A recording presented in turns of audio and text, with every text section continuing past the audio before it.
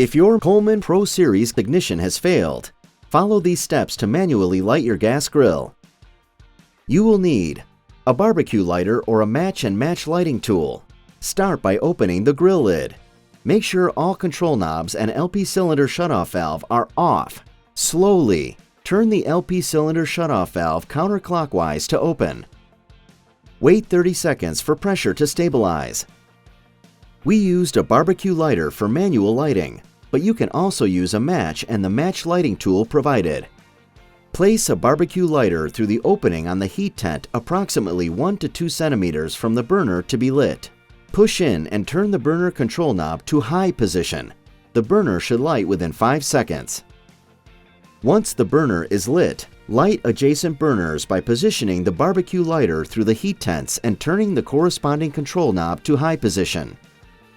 With all burners lit successfully, ensure your cooking grates are correctly in position before closing the barbecue lid and preheating your grill.